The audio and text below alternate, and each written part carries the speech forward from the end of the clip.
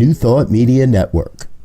We are a global broadcast network of positive music, media, and entertainment, inspiring humanity's evolution along the journey of enlightenment and creating a world of love, peace, empowerment, and prosperity for all. New Thought Media Network. Positively inspiring.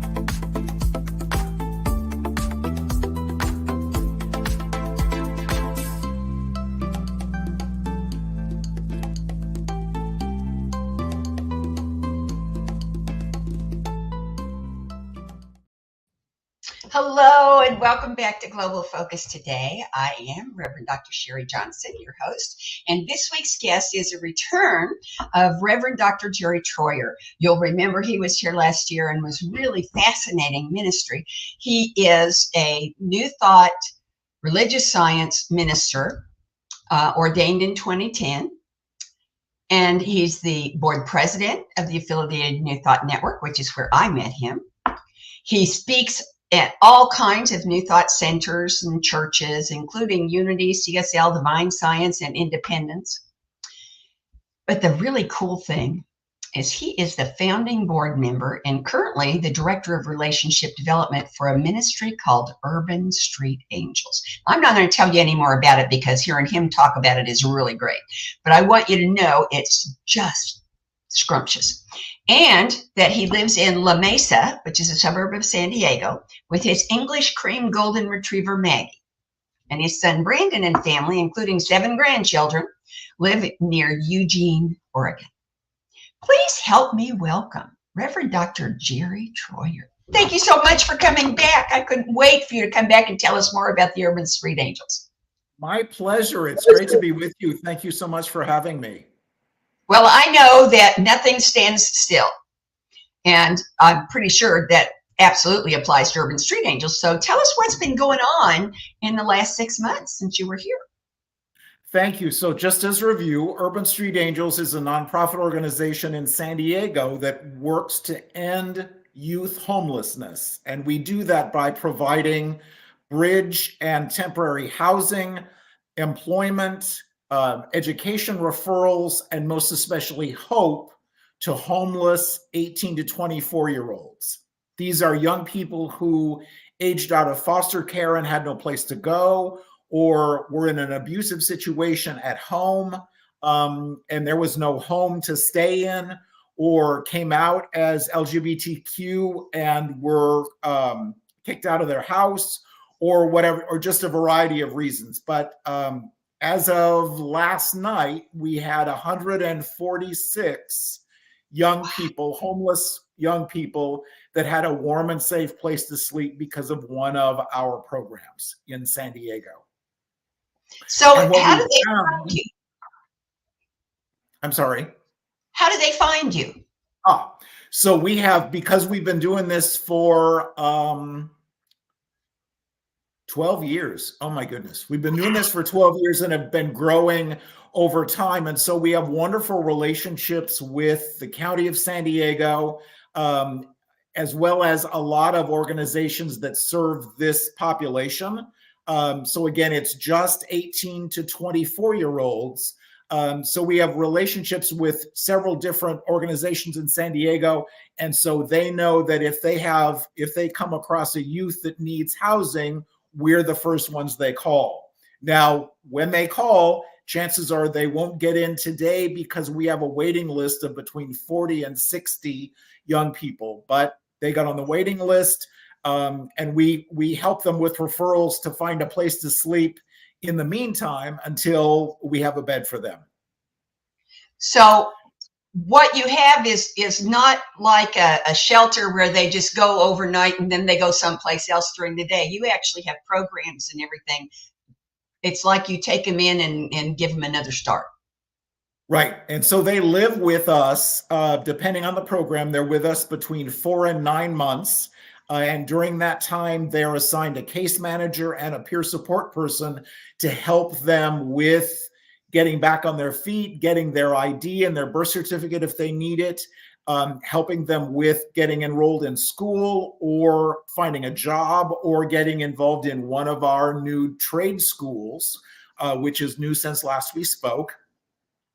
So, and as well as offering, we do a lot of life skills training. So how do I create a resume? How do I find a job? How do I manage money?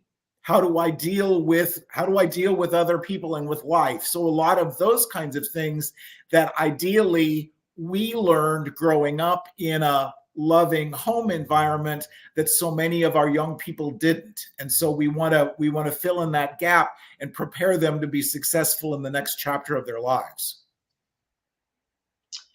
That is just astounding to me. So do you have, I guess I would call them statistics, success statistics? Do you follow them? Do you know where they go when they leave y'all?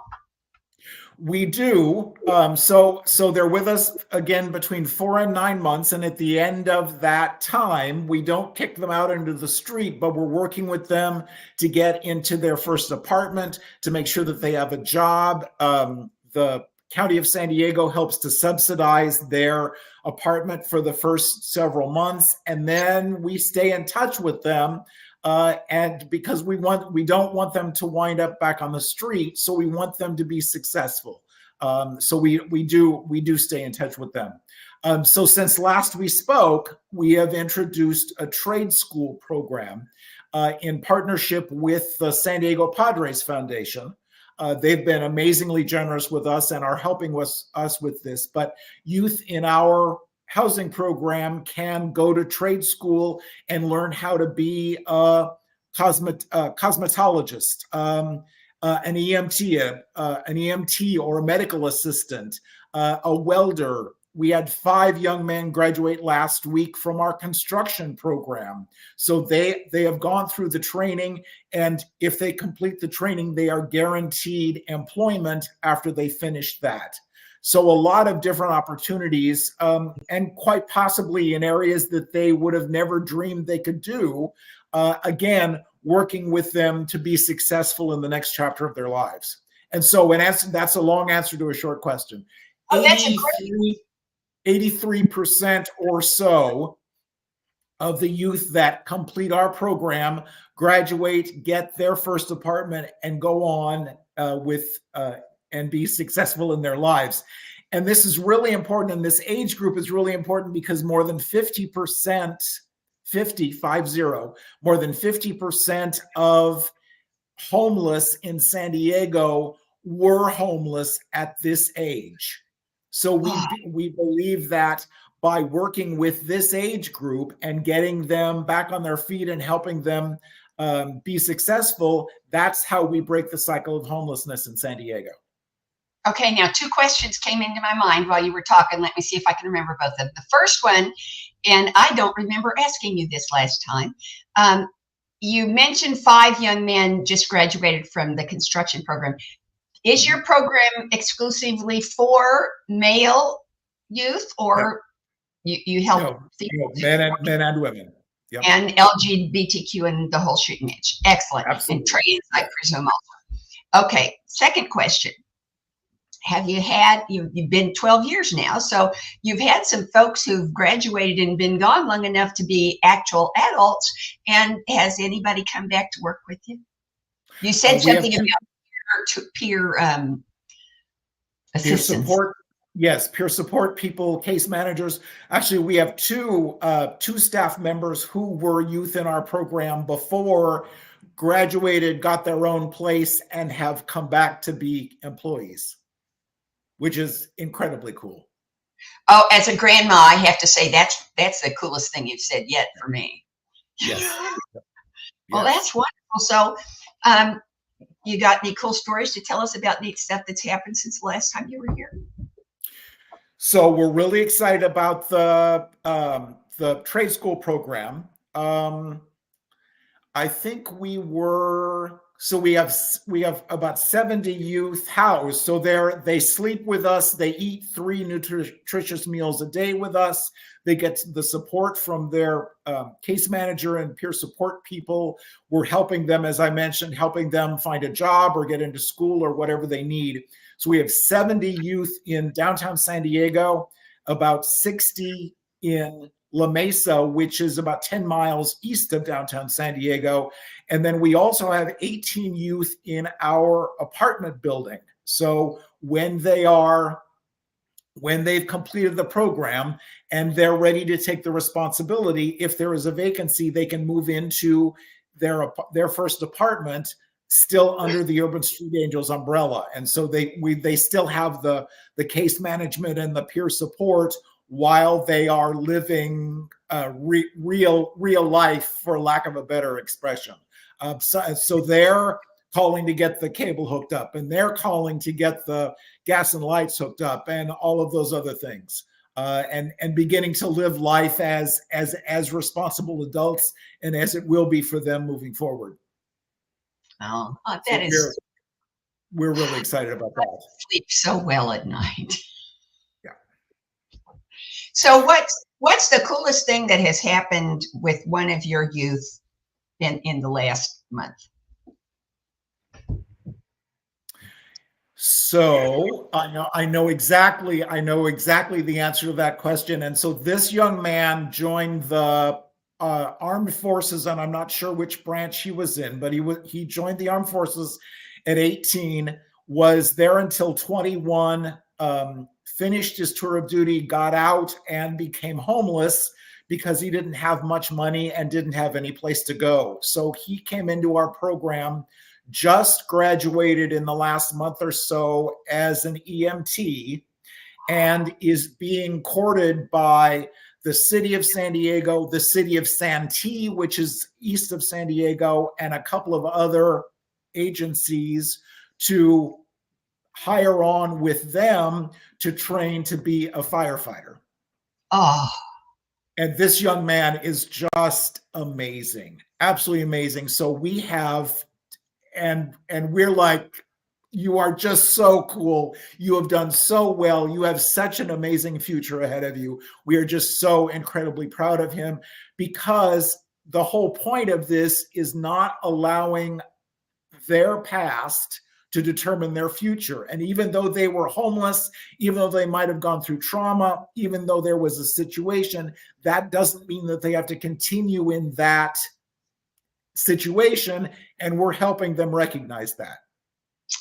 Oh, that gives me double decker God bumps. I'm telling you, that is so cool. So what's the next, what's the next goal, the next dream that you're looking? I'm very impressed with the Padres in the trade school. That's really wonderful. So what do you think on those things is coming up next? So next thing for us is more beds. So we have 100, and so in the homeless shelter business, it's counted by the number of beds. It's important for us to always remember is that bed equals somebody's son or daughter, somebody's grandson or granddaughter, some young person who is the essence and expression of spirit that is on their path. So what's next for us is more beds, is another, because we are full up in downtown San Diego. What's next for us is continuing to look for another building with funding for the building, for the support staff, for all of that, so that we can work to get more young people off the streets of San Diego to the point of not needing this program. Our goal is to not be needed anymore. Well, I could get behind that. Now, there are a couple of organizations here in Kansas City that I volunteer with, and they have a big gala once a year to earn money for projects like getting on the road. Do y'all have something like that in the works? We do, and remember 2 years ago, Anson, the affiliated New Thought Network, has their annual retreat at Unity Village in Kansas City, and we as an organization supported Hillcrest Transitional Housing, which is just an amazing organization in Kansas City. So they do what we do on steroids. They are just amazing. So we did an amazing fundraising gala last year. All the staff members involved are still resting and recuperating from that because it is a big undertaking. So we won't do it every year. I bet every 5 years, because that was to celebrate. Was that 2 years ago? Yeah, to celebrate our 10th anniversary. So that was 2012. So probably in 3 more years we'll do it to celebrate our 15th. Well, but yeah, it was incredibly successful. I'm just amazed, just stunned. But what really tickles me personally, because you're my friend, is that that's not all you do. That is not all I do. No. You're doing some other pretty cool stuff too, like workshops, and I know guest speaking, but tell us about the workshops. So I love to visit centers and churches and meet new people and do my 20 or 25 minutes behind the lectern, and that's really cool.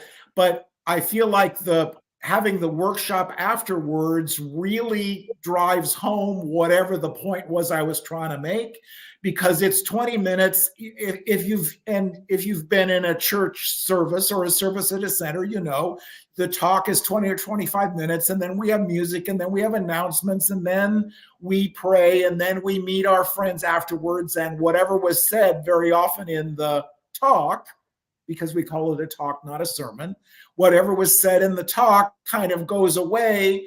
And so I want to give you something to take home with you that's going to make a difference in your life. And so I have 5 workshops. First one was the search for inner peace, being at home in muddy water. And it talks about grief and loss and our ability as New Thought people to feel what we feel. And really quickly, the history for this was my husband died about 5.5 years ago, and I had a lot of trouble with my ego allowing myself to grieve, because I'm a New Thought minister, and what we teach is it's all good. Everything is in divine order. Everything is as it should be. All of those other spiritual bypassing toxic positivity statements that keep us from allowing ourselves to feel what we feel. And so I had a lot of some inner conflict trying to come up with permission to allow myself to feel what I felt and grieve. So I created this workshop. I've had amazing feedback, because we in New Thought don't talk about this. And it's so important for us as spiritual beings having a human experience to talk about what we're feeling and grieve and feel the loss and all the rest of that, so that we can move forward. Debbie Ford, one of my favorite authors, wrote, "What you can't be with won't let you be." Because our grief, as you know, our grief and our loss shows up in surprising and wonderful ways. What happened to that pint of Ben and Jerry's ice cream? Why am I getting so upset about this? Where does road rage come from? All of those things from unprocessed, unfelt, and unprocessed emotions. So that was kind of I'm sorry? Lemon Oreos. Yes, lemon Oreos. Yes, yep. And there's a story for another time about that. But yes, yeah. I can't look at lemon Oreos and not think of you. Thank you. I appreciate that. And So I'll tell the story. So God, my husband died in the airport in Houston on the way home from an Anton conference at Unity Village. And in October of 2018. And so in 2019, I presented this workshop at the Anton conference. And one of the examples that I gave having to do with unprocessed and unfelt grief was for me, it was eating. And so eating the whole package of lemon Oreos. So, which are just a religious experience, and I know religious experiences. So ever since that year in our auction at the Anton retreat, there is at least one package of lemon Oreos. So thank you for mentioning that. So I appreciate that. So the search for inner peace, allowing ourselves to feel that grief and that loss, forgiveness as a process, not an event. And this was big for me because we talk about forgiveness as some kind of magic wand experience. So I'm carrying this grief and I'm carrying this anger and I'm carrying this for however long. Oh, okay, I forgive you. Right. Really? So it goes through the experience of forgiveness, but allowing ourselves again to be spiritual beings having a human experience and to express and experience those feelings, the regret, the resentment, the remorse, all of those things, again, as a process, not a magic wand event. Then it's important because it's not a switch you can flip. And as a process, it might not be finished, but you can at least measure progress. And you can always, if it's a process that you can always do it again. So I really like that. And Edwene Gaines talks a lot about this. One of my dear friends in her book, The Four Spiritual Laws of Prosperity, she talks about the importance of forgiveness and the fact that you start with, paraphrasing, would you be willing to consider the possibility that maybe you might start thinking about forgiveness? Yeah. So just thinking about forgiveness, and then move to the next step, and then move to the next step, and so forth. And this goes for ourselves, this goes for other people, and this goes for God. Because in the workshop, we talked just a little about what's our perception and our idea of our higher power, and does she need forgiveness as well? All right, so there's that. Because in just a few days, it's going to be April 15th, which is tax day. I have a workshop on healing our relationship with money. So many of us come from, all of us were taught about life and about how things work and all the rest of that. And many of us come from that place of ranging from between fear and hysteria and terror related to money. And so how do we look at that? How do we get past that and recognize that money is spirit in expression, just like you are, just like I am? So I'm going to be with my dear friends in Ventura, which is in north of Los Angeles, on Sunday, and we're going to talk about money, happy money, and then healing our relationship with money. So I really look forward to that, in honor and celebration of tax day. Yep. Cool. So, yeah. So timing is everything. I like that already, so that works for me. Yes. Yep. Then radically content, being, doing, and having enough. And this came to me. So there's this amazing book, Radically Content, written by Jamie Veron. And she writes about enoughness, and I don't know if that's a word or not, but I just used it, so it is now. Yeah. And about and paraphrasing again, but in this teaching especially, we're always getting another degree, or we're always taking another class, or we're always doing something else. And that's wonderful. And we should want to improve ourselves and learn more about life and all the rest of that. But at what point do we sit down and, like God did on the seventh day, say, it is good? At what point do we allow ourselves to honor how far we've come? And yes, I'm not done. And yes, there's more to do. But right now, in this moment, I am enough.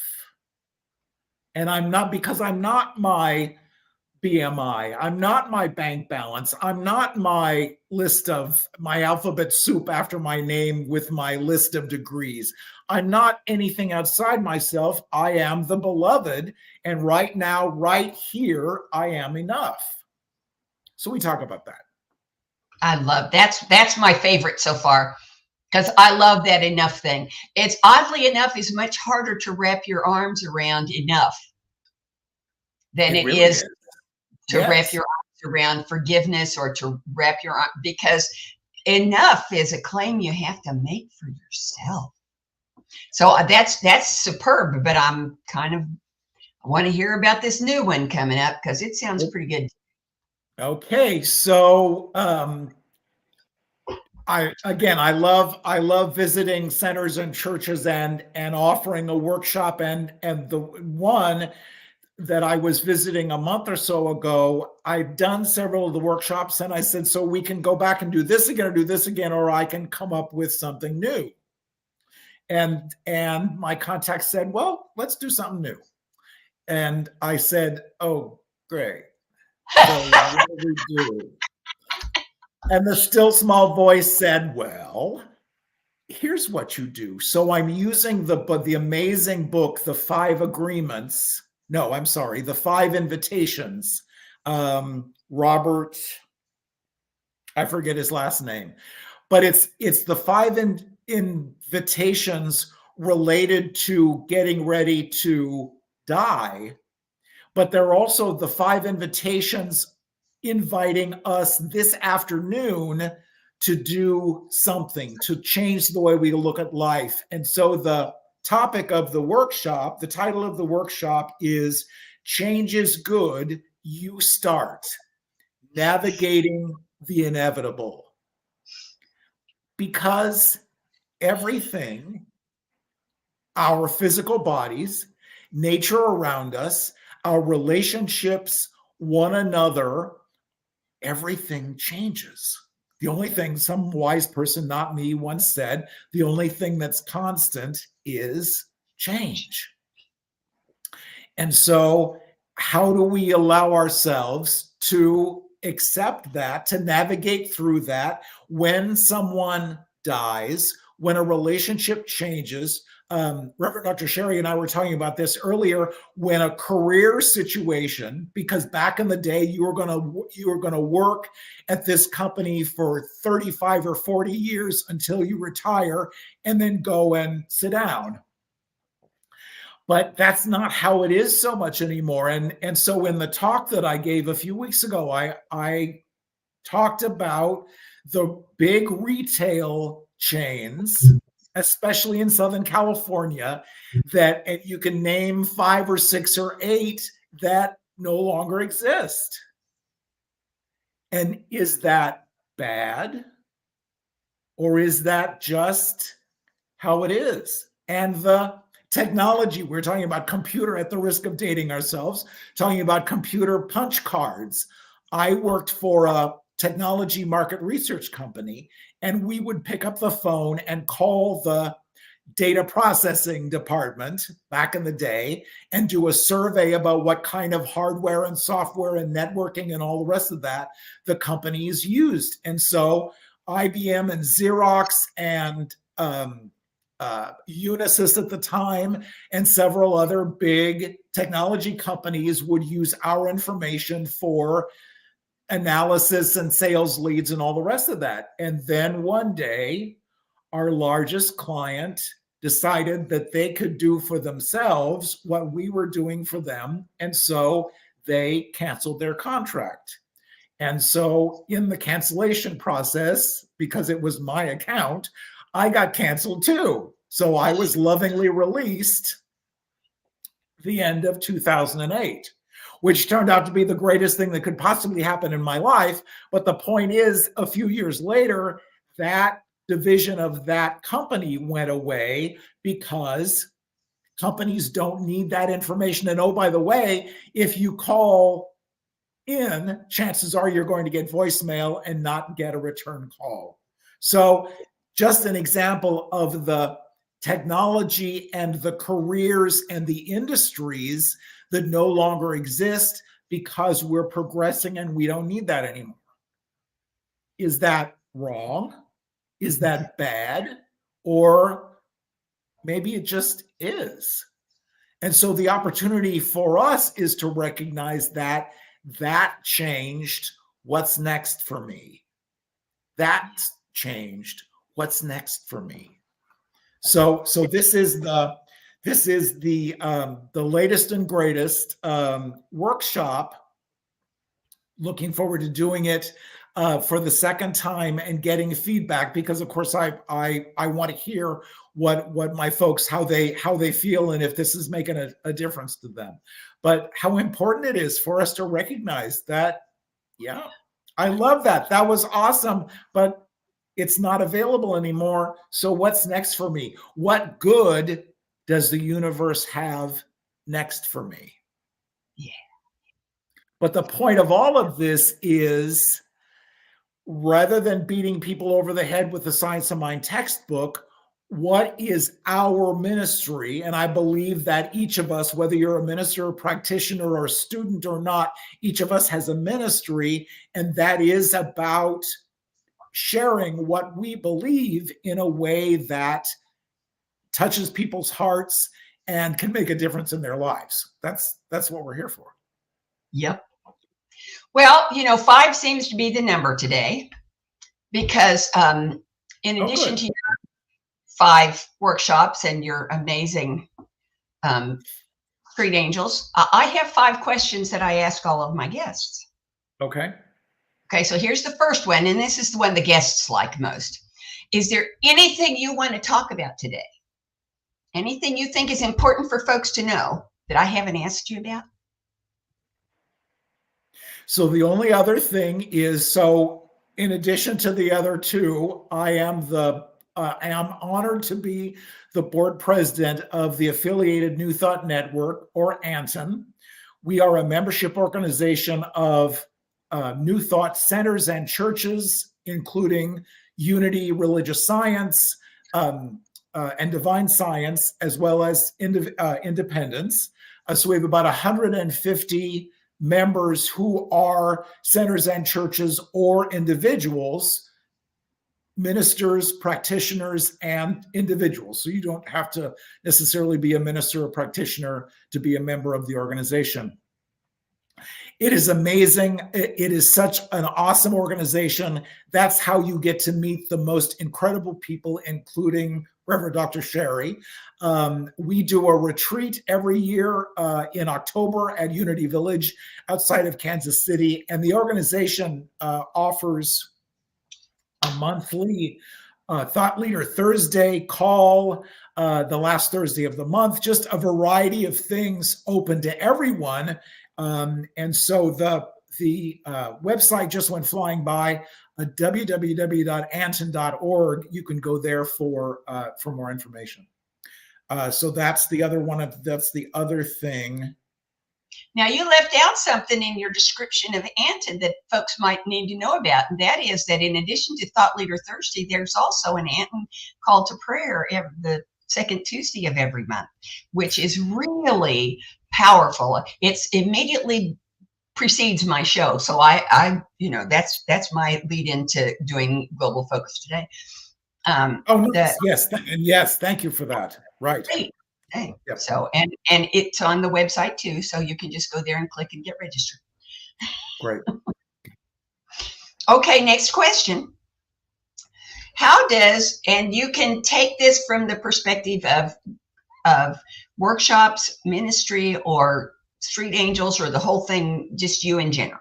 How does what you do encourage, advance, support, pick your own verb, world peace? So we sing at the CSL center where I attend and guest speak once a year. We sing at the end of the service, excuse me, let there be peace on earth and let it begin with me. So rather than coming from the place, and I think it was John Major several years ago sang the song Waiting for the World to Change. So rather than waiting for those people to do what they need to do, when we come from this place of oneness, from this place of forgiveness, from this place of abundance, from this place of welcoming inclusion and acceptance and unconditional love, and treat others in our lives with all of those attributes or gifts, then we share that with them. They share that with the people that they come in contact with, who share that with the people that they come in contact with, and so on and so on. But we can't wait for somebody else to do the work. It's imperative for each of us to do the work. I love asking that question because the answers are always so wonderful. Okay, now this one sounds like the same question, but it's not quite. Okay. How does what you do encourage, enhance, develop, unveil conscious evolution?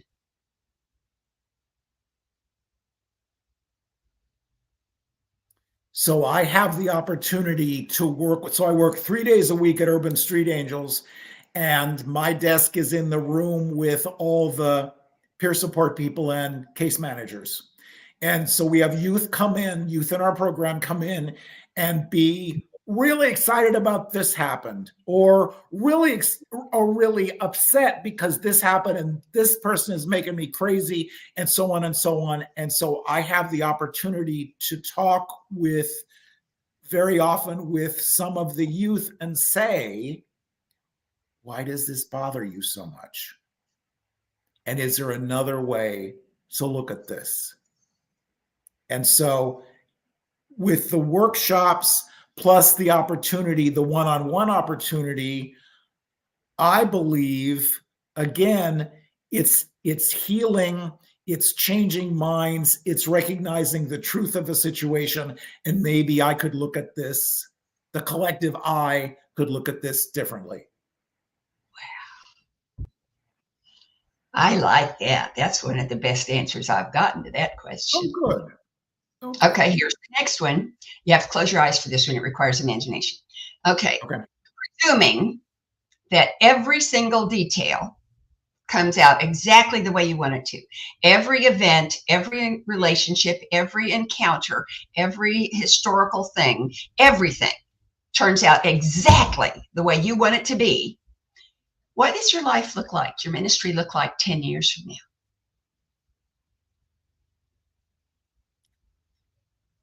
So the book that I talked about the last time I was with you is written, and maybe a third one. Urban Street Angels.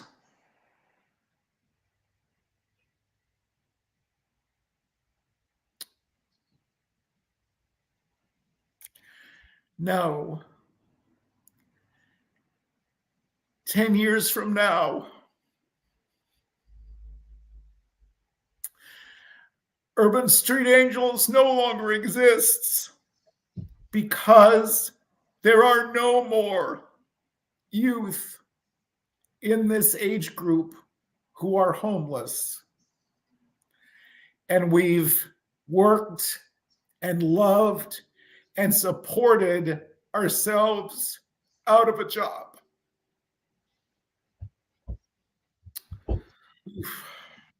Well, that's definitely the best answer I ever got to that one. Yeah. Okay, that's 4. Here's the 5th one. Will you come back? Absolutely. Okay, my hold on. my For great me, I've got a calendar great right here. privilege. Okay, my next opening is October 8th. Can I plug you in? Actually, I think